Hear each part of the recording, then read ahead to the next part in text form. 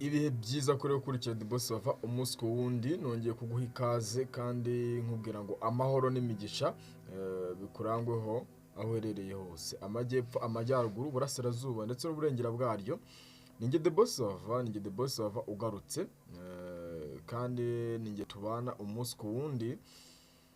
Ngushimira cyane kuba tubana, kandi nimba warakoze subscribe bikaba ari iby'agaciro, kuko iyi ni YouTube channel yanjye, yawe, yacu, ni YouTube channel y'abanyarwanda muri rusange murambivuga. Yego, hanyuma uyu ni umwanya mwiza, ni umwanya twabahariye kuri YouTube channel yacu. Ni umwanya tuvuga kuri topic cyangwa se dutegura ingingo nyamukuru yo kuvugaho, tukayivugaho, tukayirambura, tukareba bimwe mu byatwubaka kuri iyo ngingo twavuzeho by'umwihariko, kandi tukaba tuzana cyane cyane imimaro y'ingenzi kuri buri ngingo. Uyu munsi tugiye kuvuga ku kirere. Mbazaniye inkuru iri kuvugwa muri Australia, ni inkuru ivuga ku mbuga nkoranyambaga, cyane cyane imbuga za sosiyete ya Meta.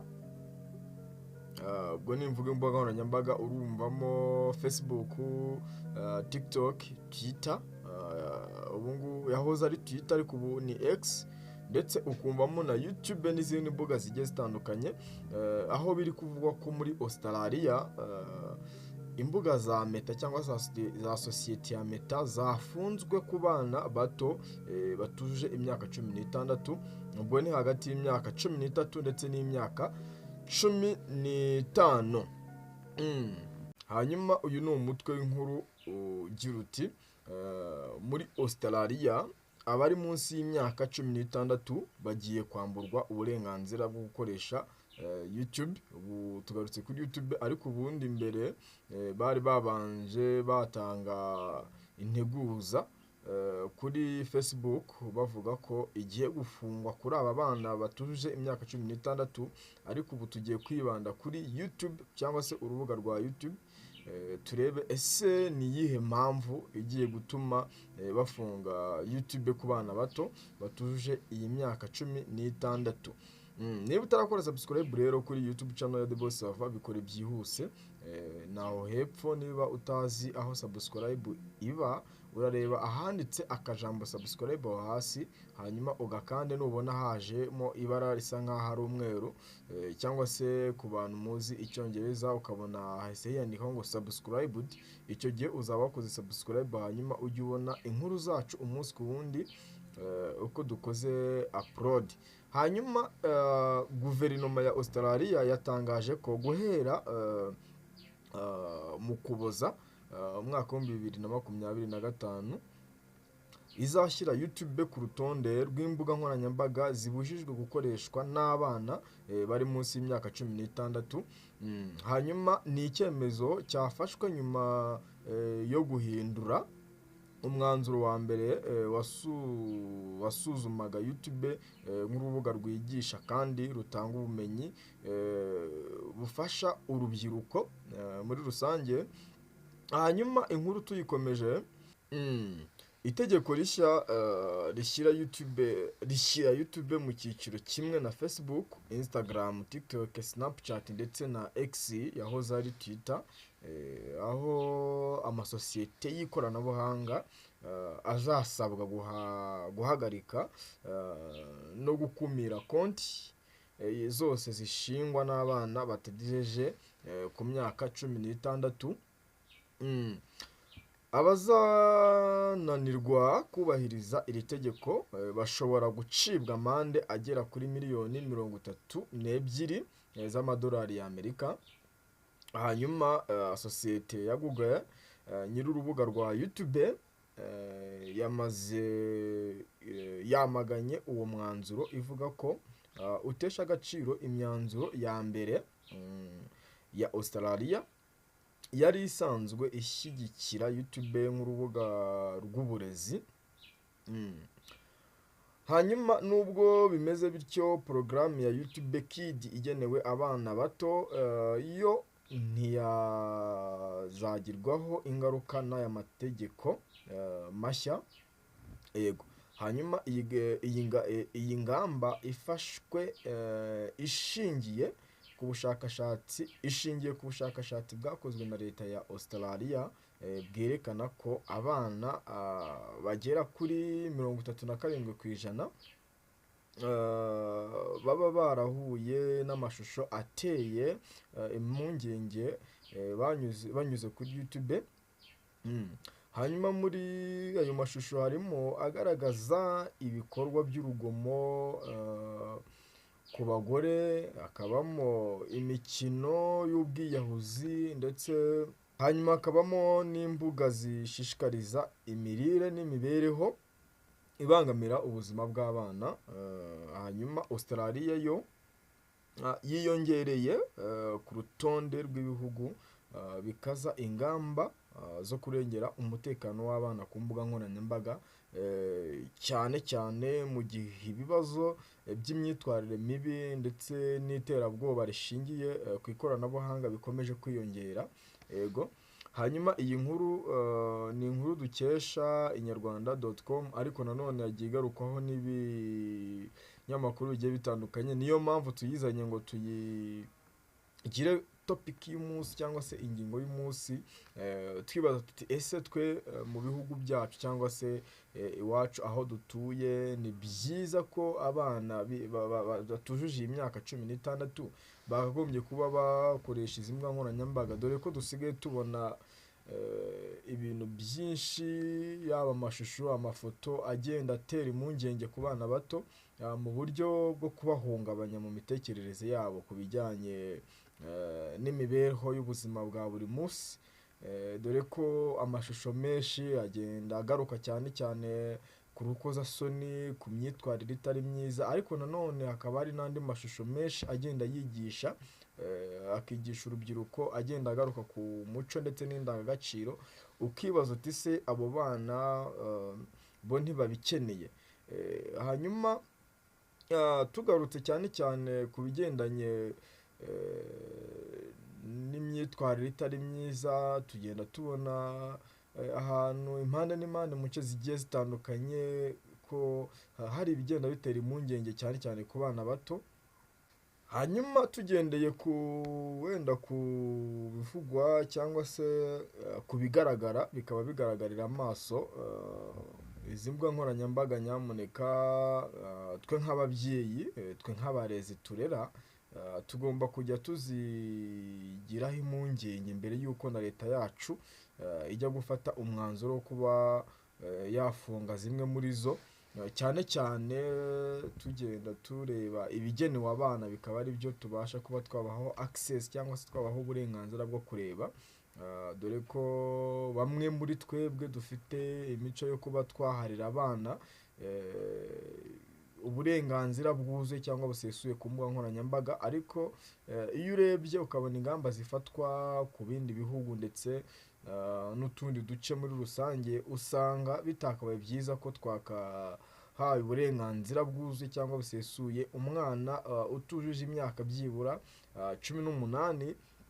Yego, hanyuma uyu ni umwanzuro wafashwe na Australia, ariko nanone n'ibindi bihugu urebye aho bigana ukabona ko bizageraho nabyo bishyira mu bikorwa uyu mwanzuro, bititaye ku bivugwa, ku bigaragara bimwe na bimwe, ahubwo witaye ku mibereho ndetse n'indangagaciro z'abana babo.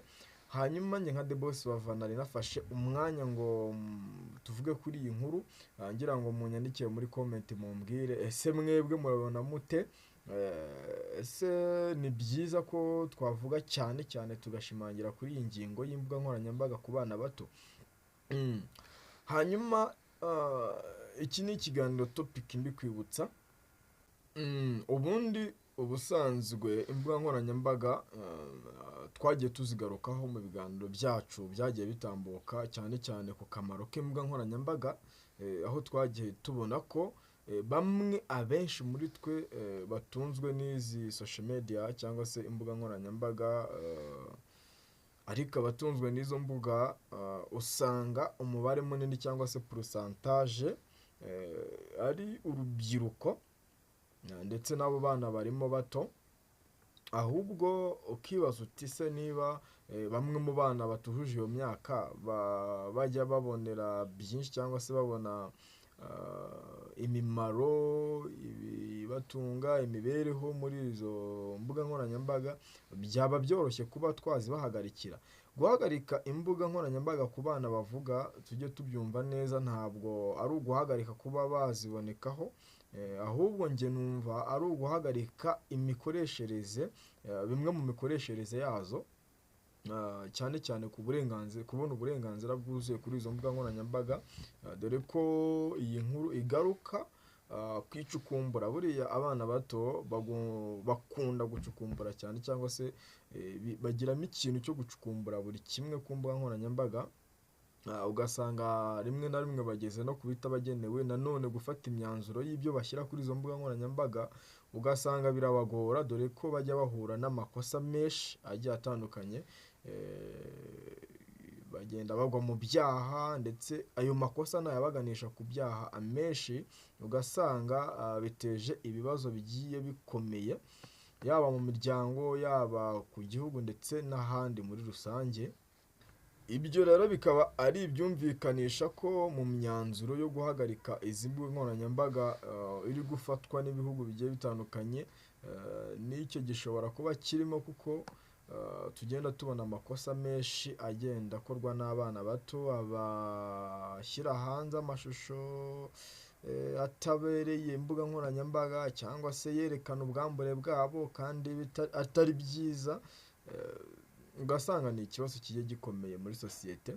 Niyo mpamvu tugomba kujya tugenzura ndetse tukitondera imikoreshereze y'imbuga nkoranyambaga, cyane cyane ku bana bato nk'uko bivugwa muri iyi nkuru, ndetse bikaba bigaragarira amaso, kuko abana bato mu kwifatira imyanzuro kwabo biba bigoye, ntabwo biba ari ibintu byoroshye kuri bo, bitewe n'imitekerereze yabo iba itarakura neza.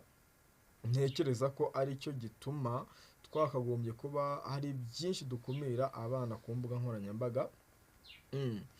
Hanyuma ngarutse no ku bakuru, ku rubyiruko rukuru, ubwo ni nk'inama nsa nkaho njya cyangwa se mbagira, nyamuneka twitondere izi mbuga nkoranyambaga, kuko hari amakosa menshi ndetse agenda tuganisha ku byaha byatuviramo ibifungo by'imyaka myinshi, agenda agaragara ku mbuga nkoranyambaga. Nkubwira ngo wowe niba ukoresha urwo rubuga cyangwa se ukoresha izo mbuga nkoranyambaga, ndetse wujuje imyaka y'ubukure yo kuba wakoresha izo mbuga nkoranyambaga, nyamuneka twitonde, tujye tubanza dushyiremo inyurabwenge ku byo tugiye gukorera upload cyangwa se gushyira ku mbuga nkoranyambaga, kuko ibyinshi ntibitugusha ku byaha ndetse byatuviramo igifungo. Hanyuma nimvuga gutyo, nyamuneka ntimuntere amabuye, ndabizi neza ko izi mbuga nkoranyambaga cyangwa se social media hari benshi zitunze ndetse zitungiye n'imiryango, ariko ntabwo mubo mvuga cyangwa se mubo nibandaho ari mwe muzikoresha mu buryo buboneye cyangwa se buri right. Ndibanda cyane kuri benshi bakoresha izi social media ariko mu buryo buri illegal, cyangwa se mu buryo butubahirije amategeko.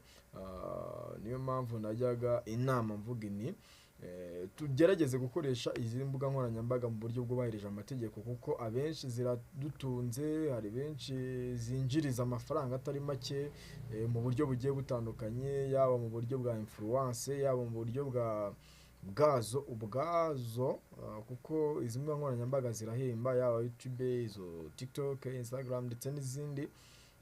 Abenshi bagenda baziboneramo amahirwe yo kuba babona ibibatunga cyangwa se ibitunga imiryango yabo biciye mu nzira zigiye zitandukanye. Niyo mpamvu rero nagarutse cyane kuri izi social media, nibanze kuri iyi nkuru yasohowe na Australia,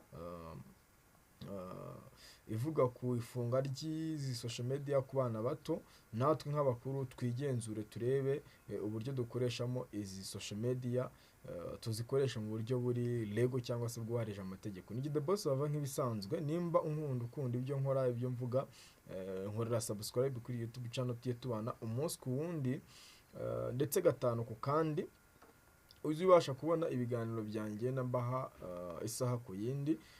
Murakoze, ciao ciao, mbararikiye kuzakurikira ikiganiro cyacu cy'ubutaha. Ciao ciao, duhurire muri comment.